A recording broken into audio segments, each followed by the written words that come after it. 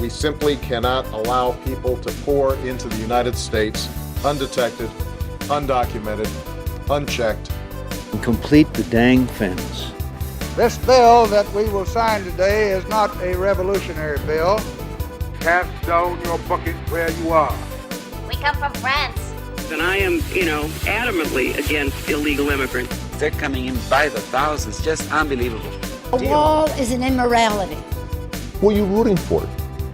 Those masters of the universe are at it again. You maniac! You blew it up! Welcome to Parsing Immigration Policy. This is Jessica Vaughan. I'm Director of Policy Studies at the Center for Immigration Studies, filling in for Mark Krikorian this week. I am pleased to introduce Steve Robinson, my guest this week. Steve is editor-in-chief of the Maine Wire, which is a digital media outlet covering Maine. They've been around since 2011, doing outstanding investigative journalism and commentary on Maine. I met Steve when he was executive producer for the Howie Carr Show, and he has also done producing for Barstool Sports, in particular an excellent podcast called The Case, which investigates a cold case of a murder of a Massachusetts woman many years ago. So, Steve, it's great to talk with you. Thank you very much for having me, Jessica. Thanks for coming on. The topic of our conversation this week is something that you have been covering very thoroughly for the last few months now, and that's an investigation of the proliferation of illegal weed grows in rural Maine and other places around the country that are operated by Chinese transnational criminal organizations. You've called your series, which is on your website, themainewire.com, Triad Weed. So what led you to this story, Steve? My investigation started when an immigration reporter, Jenny Tarr, who is now with the New York Post, published a memo that had been leaked from the Department of Homeland Security from Customs and Border Protection that said that there were, I think, over 800 locations, properties in the United States that were owned by transnational criminal organizations and that were being used to grow marijuana illegally. And then the proceeds of those operations were being used to fund fentanyl trafficking, human trafficking, and some of the money was being funneled back to the People's Republic of China to fund other activities of the Chinese Communist Party. And what really caught my eye in the memo was that it said specifically more than 270 of these sites were in the state of Maine. And I grew up in central Maine. I went to college in Maine. I've lived in New England most of my life. And I'd heard rumors about this kind of activity, but the eye-popping number of 270 locations, my first instinct was, oh, well, they've got to be easy to find. If there's 270 of them, somebody has to know about this activity. So I began making phone calls to some of my high school buddies, actually, who work in the electrical industry, and just to say, hey, is this just a tabloid story, or is there something real here? What's going on? And they said, oh yeah, this is a huge problem. Just in my hometown, there were 7 of these locations. Right there and almost in plain sight, and nobody, really doing anything or noticing. I guess people notice, but really some serious implications. Go ahead. Well, I think people noticed the individual sites. They would notice when their new neighbors moved in who didn't speak English or didn't mow their lawn, and suddenly the house starts to smell like a skunk. They would notice the individual ones, but it really took an effort to track down and identify and photograph and research the ownership structure of all of the properties to show that this wasn't just a few isolated incidents of migrants or new Americans coming here and trying to live the American dream with their green thumb. Mm-hmm. It took that effort to really show that this is a combination of sophisticated criminal networks that are working together with combined funding, supply chains, different security practices, different money laundering strategies. It took showing in that it was a network, I think, for the people of Maine to grasp the scale, scope, nature, severity of the problem. You have a lot of pictures of some of these sites in the stories, and they just look like regular farmhouses or ranch houses. How can you tell that these are illegal weed grow houses from the outside? My investigation started, again, with, talking with some of my friends in the area who confirmed that this is a very real thing that's going on all over the state. So I wanted to follow up on it, and I made contact with Jenny who at the time was working for the Daily Caller News Foundation, and invited her to come up to Maine and said, hey, we can go around and we can knock on some doors and we can find out what's going on. Because in addition to what she had published publicly, which was the memo describing the situation here in Maine, she also had obtained a list of some addresses that the Homeland Security thought were part of this network. So we went to work pulling the deed and the sale and the mortgage documents related to those specific properties to try to contact the owners, at the very least to call them up and say, hey, did you know you're on a Homeland Security watch list as a suspected member of a transnational criminal organization? Attempts to contact them were unsuccessful, but we were able to visit those properties. And we learned a couple of things through that research and through visiting the properties. The first was that there was a bank that kept showing up as being involved in a lot of mortgages for these properties. And that's called Quantic Bank out of New York. And just a quirk of how you can search property records in the state of Maine is you can do it by the owner's name, but you can also do it by the name of the mortgage company.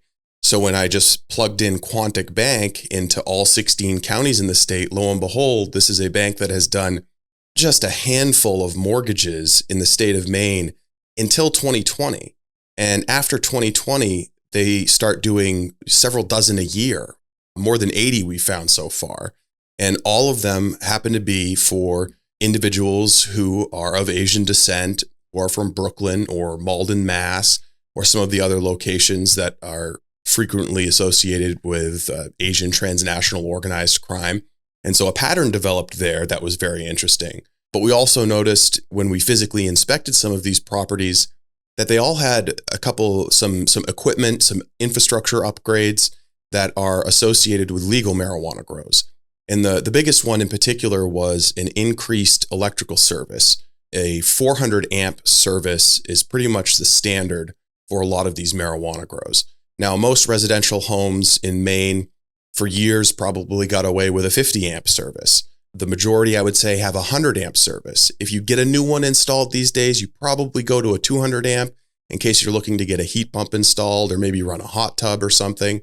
But a 400 amp service is technically commercial grade electricity. It's a very serious amount of electricity. It's the kind of power you have if you're running a grocery store and you need to keep a bunch of refrigerators running all the time. No run-of-the-mill residential customer is having that much power. And so one of the the quirks again of public records is that if you install that amount of power, 400 amps, to a residential property, it requires a state inspection. And because it requires a state inspection, there's a public record that I was able to obtain. So I, through the Electrical Examiners Board, was able to obtain a list of all of the commercial grade power entrances that had been installed in the state of Maine from 2016 until the date that I requested them. And that ended up being a roadmap to basically everywhere in the state where marijuana is being grown, both legally and illegally. I guess one of the reasons why these spaces need so much power is not just because of the lights and the water pumps. It's because you need to have temperature regulation pretty much 24/7. So you need to be able to control the humidity, keep it low, and also control the temperature. Because the ideal temperature for growing marijuana is about 75 degrees. The lights generate heat, so you'll scorch your plants if you don't have multiple heat pumps running to cool the place. So they're heating it up with the lights and cooling it with the heat pumps that they've installed. And all of that consumes a huge amount of electricity, but it's also visible from the exterior of the property. You can see these heat pumps just festooning the sides of these properties in a way that no Mainer who cared about the appearance of their home would actually have them installed. And you can see shiny brand new 400 amp service panels installed alongside it. And most of the time when you visit them, you can smell the pot. And then you could just go talk to the neighbors and ask them, hey, what's going on with your neighbors over there? And, 9 times out of 10, they've complained to the local cops, the sheriff, they've written to their senator or their congressperson because they're concerned with what's going on. And how did the Department of Homeland Security come to the conclusion that these were actually illegal grows? Were they not licensed in the state of Maine? That's a very important question. And it gets into one of the reasons why this network was allowed to proliferate in the state of Maine. And one of the reasons why it's been so difficult for law enforcement to do anything about the network as it's grown. The Department of Homeland Security says that they used basically the same tools I did, open source records, which I took to believe tax records, registry of deeds records, that kinds of thing. But they also said that they access federal databases, which I'm not sure exactly what that is. I know in some instances there was some physical surveillance done of some of these properties, but I'm not sure the extent of that. But the way you identify that these sites are illegal is through a combination of factors. One is that Maine voted in a ballot referenda in 2016 to legalize the adult use and recreational sale of marijuana. We'd already had a medical marijuana program. It took until 2020 for the state to craft legislation that articulated how a business could go about cultivating, manufacturing, and selling marijuana. So right at 2020, all of the legal marijuana businesses begin to take off. And that's also when you see the transnational criminal organizations come in and begin snapping up properties and kind of joining the fun. The legislation allowed municipalities to either opt in or opt out of the adult use recreational program. Like my hometown, for example, Dexter opted out. So there shouldn't be any marijuana grown or sold in the town of Dexter. Yet there are 7 grows where there very obviously are large amounts of marijuana being grown. And so there's a lot of towns there where based on a municipal ordinance or the fact that they opted out, you know that marijuana shouldn't be cultivated there. It's also a matter of scale. The state regulates the adult use recreational side by tier 1, 2, 3, 4, according to how many plants you can grow. And a tier 1 grow or a simple medicinal grow is going to be like 35 plants or 500 square feet of canopy. And most often, you're not going to really be able to smell that. And a lot of the licensed ones are actually required to have activated charcoal air filter systems so that they don't become a nuisance to their neighbors. And a lot of them do it just as a matter of best practices. So the ones that are really, really obvious just to smell and that bother the neighbors are more likely to be illegal as well. But one of the tricky things, though, is that it doesn't make sense at first, but the adult use recreational side of Maine's marijuana market is far more regulated than the medicinal side. And it's a smaller market. So the adult use recreational side in the most recent year, I think accounted for somewhere around 230 or 250 million in taxable revenues. And the medicinal side was between 300 and 350 million. On the adult use side, if you go into a dispensary and you're 21 years old and you want to buy a joint, the joint has a barcode on it that technically should allow a regulator to trace that joint back to not just the license that it was grown under, but the facility where it was grown and the room in that facility where it was grown and when. It's called seed to sale tracking. And it's a very high regulatory burden that these companies have to meet. And they also have to do testing on their products for microbials, heavy metals, pesticides, fungicides, any of the bad stuff that you wouldn't want in your food or in your cannabis. On the medicinal side, there is none of that. Ironically, there's no seed to sale tracking. Exactly. And it's no surprise then that also, every company or government effort at testing a wide batch of samples has found that, hey, there are more contaminants and pesticides and fungicides on the medicinal side. But what the state did when they created this program was, one, they made it very hard to determine for local law enforcement, county law enforcement, made it very hard for them to determine whether or not a site was licensed. So they could know that this place is growing a huge amount of weed and that it doesn't look like a professional setup and no one's ever been able to buy weed off them. It looks very unusual, but they have to go to the Office of Cannabis Policy and go through a process of trying to pull the records because it's medicinal and everything's protected under HIPAA. So if you're a medicinal grower, you have added layers of privacy and protection. So we created this kind of overly bureaucratic parallel system with corporate regulated side on the adult use side.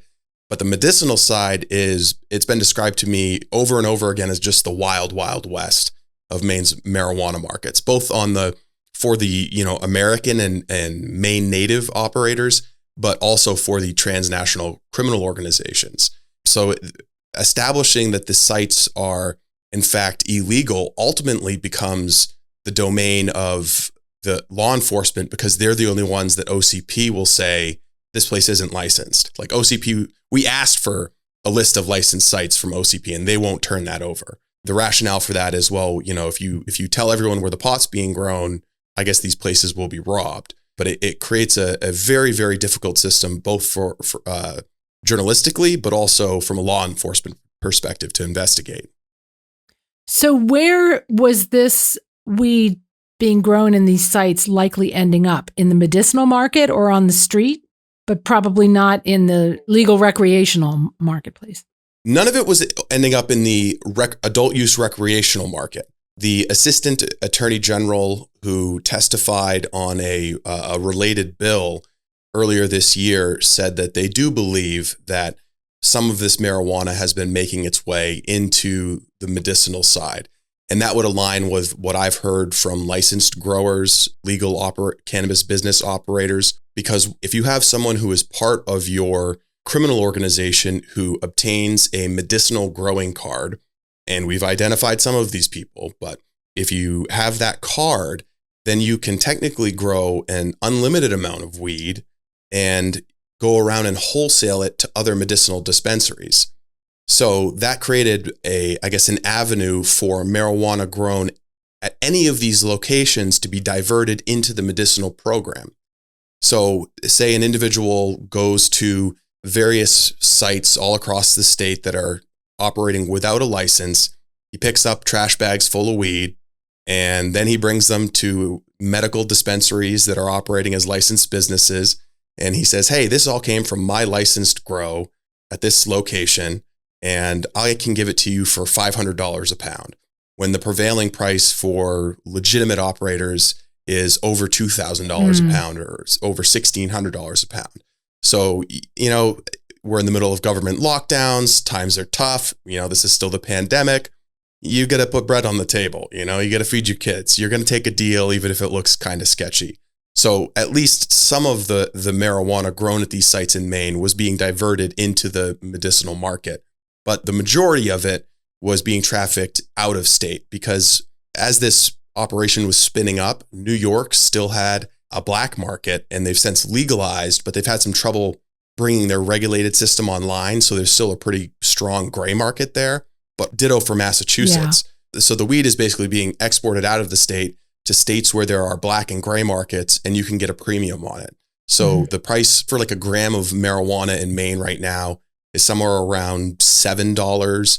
It used to be earlier in the program, $15 or $16. But you can triple that if you just have some guy drive it in a U-Haul to New York or Massachusetts or the American Southeast or really any of the states where marijuana is still prohibited. So have there been some estimates as to how much revenue these sites in Maine were generating for the cartel? Yeah, there have. So in the original memo that was leaked by the Department of Homeland Security, they estimated that it was over $4 billion. I personally think that that's a pretty drastic overestimate. Because they were basing it on some numbers generated by government bureaucrats, not by pot farmers. And I've talked with a lot of pot farmers, and they've all said, nah, there's no way these guys are making that much money. But it is well over $500 million a year, if not in the billions, for sure. Especially because they're able to get it to states where they can sell it for a black market premium.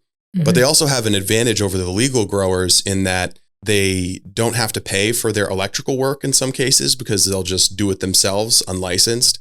They typically underpay or don't pay at all their laborers, and they're not paying any regulatory fees, licensing fees. They're not paying taxes on the sale of their product because they're not complying with the law. they have huge cost advantages over everyone who's trying to legally do this business. So they're able to, I guess, run a more, they can have higher profit margins on their businesses because they're not following any of the rules, and they're also illegally crossing state lines to sell the product at a premium. This is kind of the classic illegal alien entrepreneur business model of breaking all kinds of laws that level the playing field and create safe products for Americans, American consumers especially. And that is, where some of the implications to the immigration issue and border security start to come in. And I want to talk about the financing eventually, but let's talk about these workers. Do you think they are going to the local unemployment agency to find workers at these places, or, how are they staffing them? Well, I can tell you, none of them are registered to vote.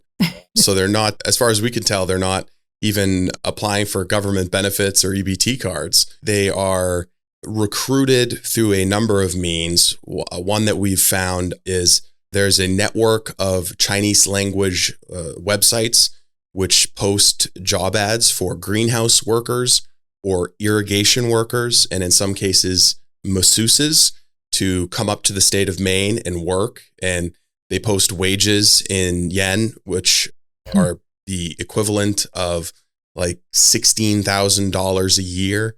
So they're using, WeChat and some of the Chinese apps, but they're also using these Chinese language job boards to help recruit. But there's also, an informal network, a familial network, where they're able to recruit people to come up and grow at these sites. Because Maine is a sanctuary state with lots of sanctuary cities, there is a large degree of hesitancy from law enforcement to investigate, explore, even talk about the immigration status of any of these individuals. But there are some cases where we've been able to determine by investigating court records or talking with law enforcement that the individuals are present here illegally or with asylum claims. In the case of a major bust in Machias, which is in the eastern part of the state, Washington County, one of the most rural parts of the state, there was a massive grow operation there at an old farm that had, I think, 9 or 10 full-on sophisticated grow rooms and well over 3,000 plants. And when law enforcement executed a search warrant on the place, there were 3 individuals there. 2 of them had Malaysian passports. One of them had a Chinese passport. And I think the Chinese passport holder had a New York driver's license. But as you guys know, and New York will give a driver's license to anybody. Yes. So having a New York driver's license or a Massachusetts driver's license even is not necessarily evidence that someone is present in the U.S. legally. But the Sheriff Troy Morton in Penobscot County has said that they do believe the majority of the workers at these sites are here either illegally or with defensive asylum claims or some other uncertain immigration status. And I can tell you from my personal experiences with them that there's a very, very low degree of English proficiency. And that could be something that's feigned in order to avoid questioning or play dumb. But all of the individuals who have been arrested throughout the state have required either Cantonese or Mandarin translators throughout their court proceedings. Some court records I was looking at just the other day at a place, ironically, in China, Maine, there was a raid done there, and the ringleader, I guess you could say, admitted to coming into the country illegally, and then later said that he had a green card, and then later said that he had asylum status. And there was an ICE detainer placed on him for removal, and he was brought from the Kennebec County Correctional Facility down to the Cumberland County Correctional Facility in this other part of the state to await deportation proceedings. And his lawyer filed a motion to increase his bail or revoke his bail so that they could bring him from Cumberland back up to Kennebec and help him skip out on deportation because he had that pending asylum claim. And it worked. The state assisted a defense attorney in this elaborate maneuver to help someone who admitted to being an illegal marijuana grower skip out on deportation. Yeah, there are plenty of sanctuary judges who are willing to play along with that. Definite double standards in our justice system sometimes change the standards that would be applied so that people can escape the immigration or removal consequences of their of their crimes. What I have learned from following some of these cases of other illegal cannabis grows in other parts of the country, they're notorious for using trafficked labor. It's very common that the workers in these situations are paying off their smuggling debt through their labor to the criminal organization that's running these operations. And, sometimes they're dealt with violently. They, obviously have no freedom of movement. They're not allowed to be out about in the community. And, it's slave labor for the drug cartel. Yeah, I mean, and that's what we've seen. That's what we've seen in Oklahoma. There was a case where there were some trafficked laborers there who were promised work in a flower cutting business. They didn't realize what kind of flowers they would be cutting. But there was a quadruple homicide out there because for some reason violence erupted.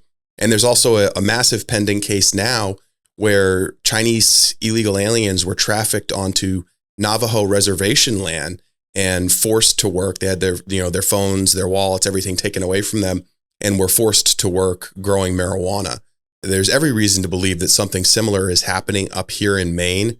In the raid I was just telling you about in Machias, those individuals said that they'd been making somewhere on the order of $1,000 or $2,000 a month, which is barely minimum wage.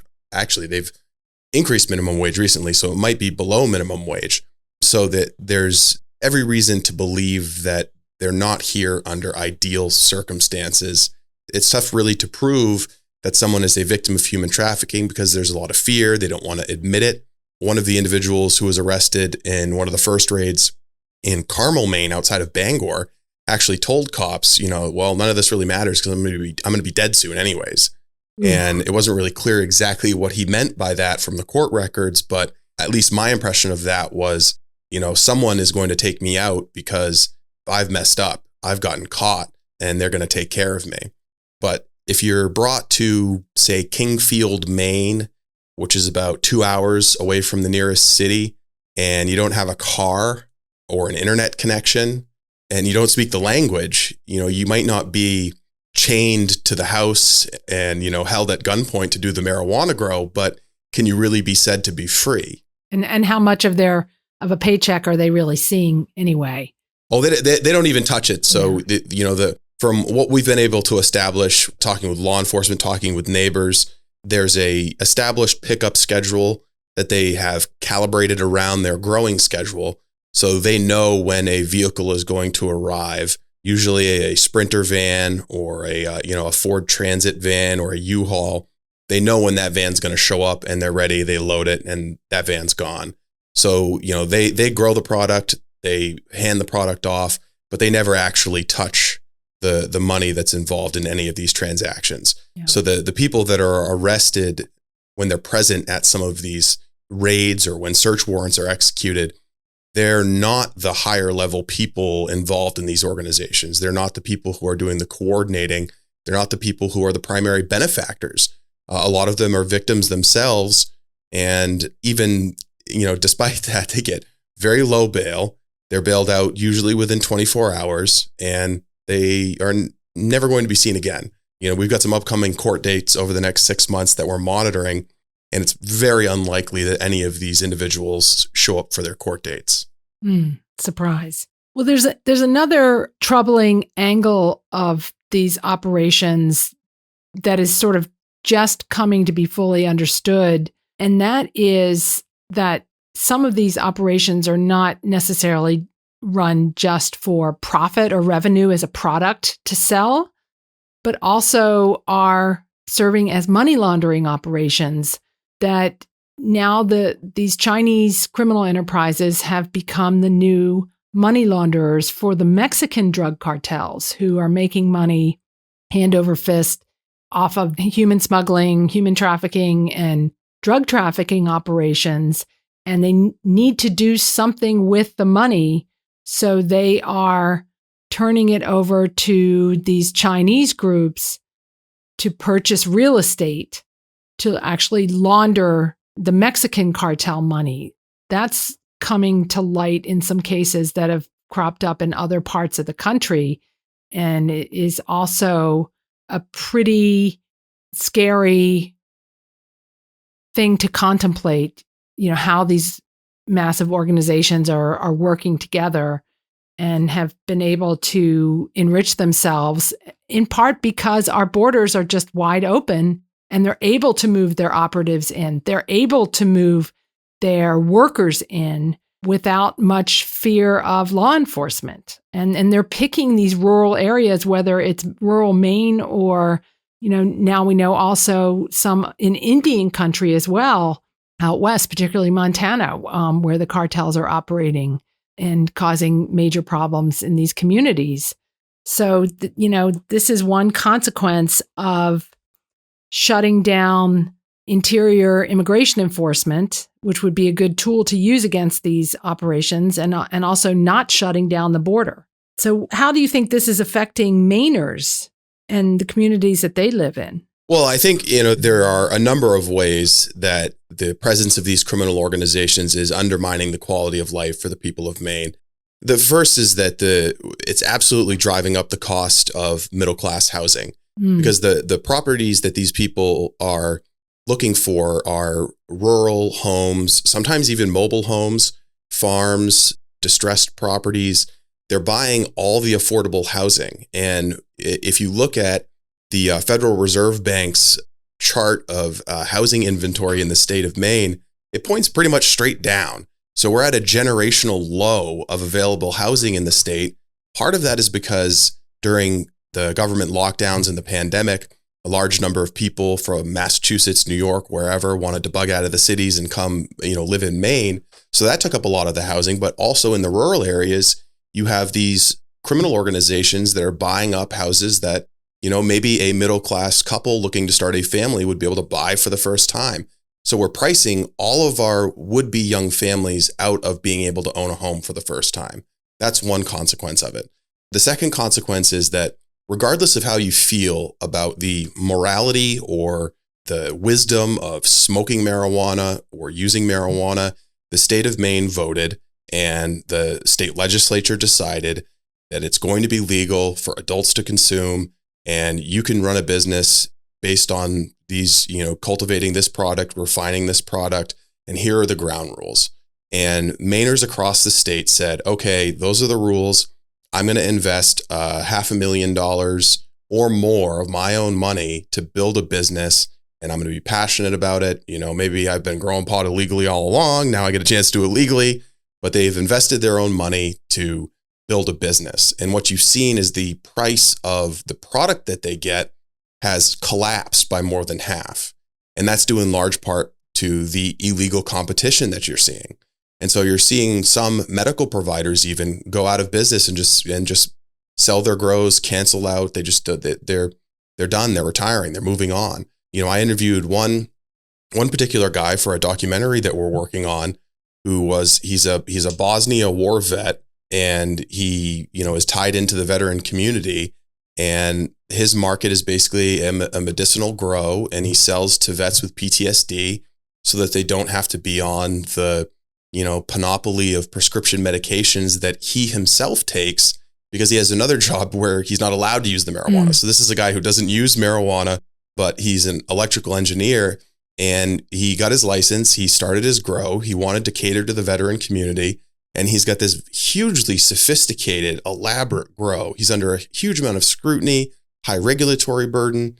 He's got all these hoops he's got to jump through. And now he's just breaking even because the cost of electricity is so high in the state, and the price of what he's able to get for his product is so low due to the unfair competition. So this is a guy who invested $750,000 into this business based on the expectation that, everybody was going to be playing by the rules. And that's not the case now. And so he's going to be out, his life savings effectively. If he can't, if the state doesn't do something to prevent the unfair competition, he's going to be screwed. And one of his biggest cost inputs is his electrical bill, which is $3,000 to $4,000 a month. Electricity prices are skyrocketing in Maine for a number of reasons, including Chinese-made solar panels, wind turbines, that kind of thing, but also because of the huge amount of electricity that these illegal grows are using. The demand is so high now. Yeah, the demand for electricity is huge. I mean, this the property in Machias that I mentioned earlier was using 10,000 kilowatt hours a month legally through their meter. But then they'd also had somebody with a high degree of sophistication come in and wire around their meter, which is called jumping the meter. And it's you're using electricity from the grid without paying for it.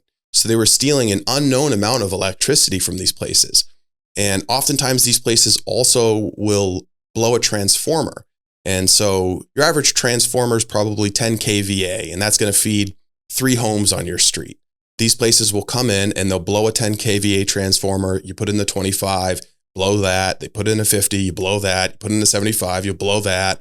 And every time one of those transformers is blown and replaced, the individuals responsible for overusing the grid and blowing it don't pay for it. Those costs are just socialized across all ratepayers. And ditto with the stolen electricity. The utilities just they add it to their stranded costs or their typical rate increases. So what they're effectively doing is stealing electricity or stealing money from everybody in Maine who pays an electricity bill. And here's another interesting detail that we're learning just over the last couple of months. These guys have learned that in the state of Maine, because it gets so cold during the winter, we have a policy in place where utilities cannot disconnect you for not paying your bill. They can't turn your power off from November to, I think, the 1st of March. They've learned that, so they've stopped paying their power bills through the duration of that time period. And then when the disconnection notices start arriving in March and it's time to pay the bill again, they'll just transfer the property to their uncle, their brother, their neighbor, their friend, whomever. And that electricity bill can't be held against the property as a lien. That, again, is another cost that is socialized amongst all ratepayers. They know the system. So what are Maine lawmakers doing about this, if anything? What is their reaction? Presumably they were all for legal marijuana businesses in the state and, protecting Mainers and the way of life in communities. You'd think that they would be looking to do something about this problem. So at the federal level, I will say that Senator Susan Collins has been excellent on this issue. She's written to the Department of Justice numerous times, met with DEA officials. She has flagged my reporting in particular to the U.S. Attorney of Maine. And I know, as a matter of fact, that her efforts have resulted in an increased level of federal effort here in the state of Maine.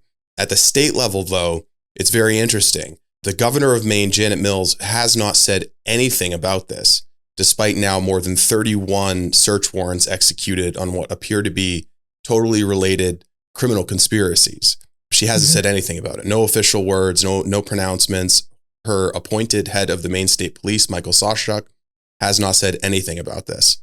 Before I even reported on it to start with, I walked into the Department of Public Safety, which is the head of the Maine State Police, and I said, hey, I have information about a huge criminal conspiracy that is currently active in the state of Maine, and I'm going to report on it because I'm a journalist, but I don't want to step on your toes. If you guys are in the middle of some big active investigation, I don't want to, publish this and cause these people to flee and screw up what you're doing. So I'm willing to come and share with you what I have and report on it in such a way that it doesn't mess with whatever you're working on. And they refused to meet with me. So someone said, we'll call you on Monday. And that was like 30 Mondays ago. And I haven't heard from them. And they won't respond to any of my inquiries right now. In the legislature, there were 3 bills introduced that would have dealt with this problem in some way. Only the Legislative Council, which is controlled by Democrats and allows bills into this current session, rejected 2 of them, accepted 1. That bill actually failed in the House this week and failed in the Senate as well. Unanimous consent, no roll call vote in the Senate, but it was defeated in the House with an odd kind of vote. There were some Democrats who supported it and some Republicans who opposed it, but ultimately that piece of legislation was the only thing that would have dealt with these sites or given law enforcement new tools, and that failed. So it'll be another year or 2 at least before the state's able to change their laws in order to do anything about this. But at the municipal level, there is one very interesting case that I think may begin to plow the way for other communities to deal with the problems that they're aware of. And that's in a little town of Woodville, Maine, population 300. And it's about an hour north of Bangor. And their select board of, I think, 3 guys got together and wrote an ordinance that basically said the town's code enforcement officer can unilaterally declare any property a cannabis grow based on an inspection of the exterior of the property. And whoever lives there or owns the property has to respond or decommission it within 30 days. And if they don't, afterwards, a penalty of $10,000 a day is assessed so long as the code enforcement officer continues to believe that it's a marijuana grow. Wow. And that can become a lien filed against the property. So what this little town in northern Maine has more brains and courage than the entire state legislature in Augusta, because they've basically come up with a way to say, well, if you guys aren't going to deal with it, we're just going to make it so cost prohibitive to do this activity that your power's going to get turned off until you pay us, $100,000 after 10 days worth of not opening your mail. And one of the genius things that they did with their ordinance, it's delivered by mail. And I know through my investigation that these people, they don't check their mailboxes because, what are they expecting? They get the occasional package from China, but they're not getting any mail catalog. Other than maybe a gas bill. Exactly. So their notice that they're about to get fined $10,000 a day is going to sit in their mailbox for 30 days. And then those fines are just going to start racking up.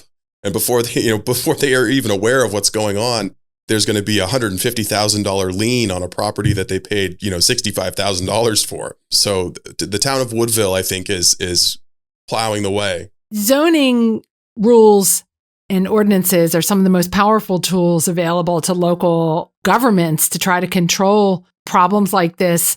There've got to be other tools that they could bring to bear on this. Have you looked at that, Steve? Well, one of the challenges that these communities face is we're dealing with very rural towns.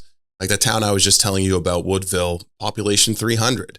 The nearby towns, population maybe 500. They don't have local police forces.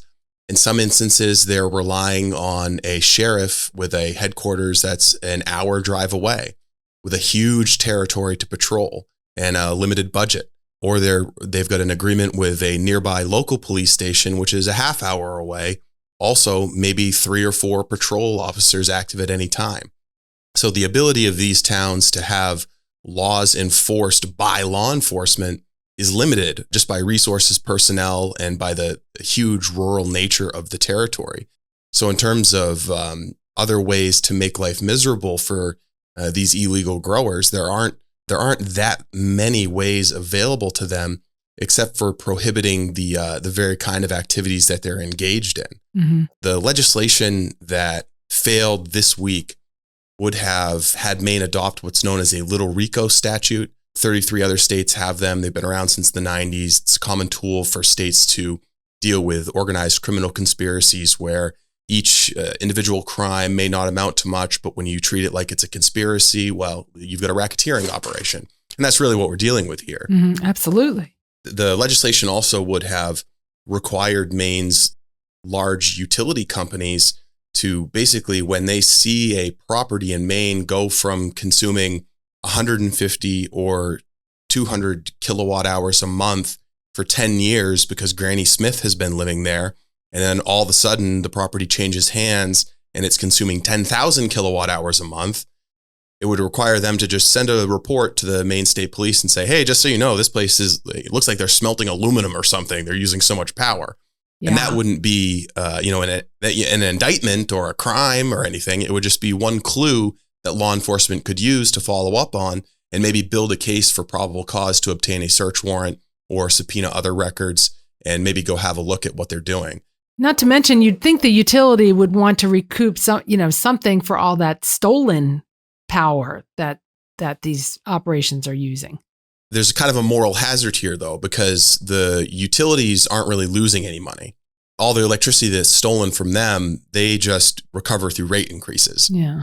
The other moral hazard here is that these power companies, they're seeing customers go from paying $250 a month for their electricity bill to $5,000, $10,000, $20,000 a month. That's a good So the point. electricity companies are in fact making a huge amount of money off of these, illegal operations. And even when the illegal operations stiff them on a bill or steal power from them, they recover it from law-abiding, tax-paying ratepayers. Great. It's a great country.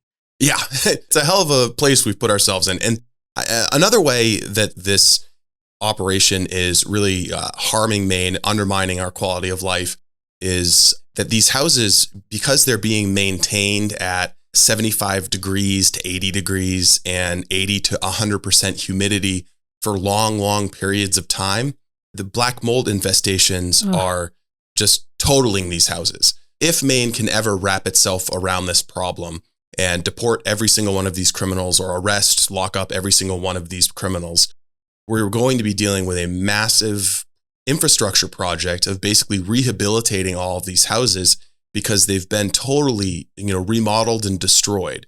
They've gone from livable middle-class homes to high-efficiency marijuana growing operations, people who have little regard for the long-term future of the property. And there's a lot of jerry-rigged amateur electrical work and propane work that's being done at these locations. So even when there's not black mold, exactly. There was one place in Turner, Maine, which is kind of in the central part of the state, where some people were eating at the Bear Pond Variety, having breakfast there, and they looked over and they thought they saw smoke coming out of the place.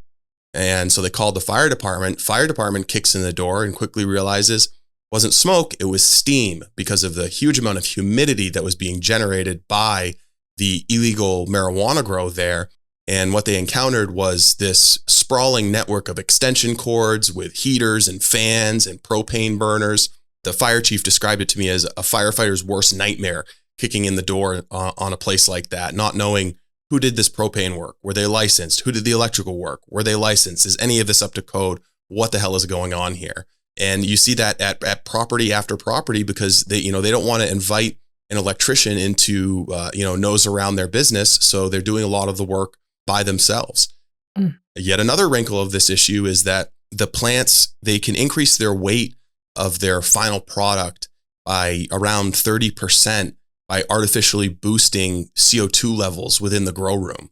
So they'll sometimes, like professional operations, will just buy canned CO2 and, turn on the nozzle and leak CO2 gas into the grow room.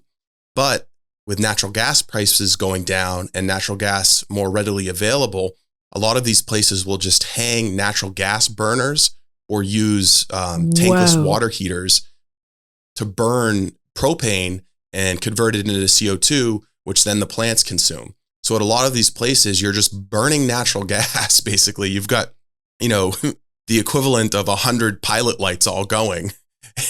and sometimes they're, unsupervised for a day or two. Who knows what could happen if a pilot light goes out here or there. It's really amazing that you haven't seen one of these houses just explode. There have been a number of electrical fires, but one of the things that I've tried to explain to liberals is that I've calculated the carbon footprint of an average triad grow in the state of Maine is around 96 metric tons per year.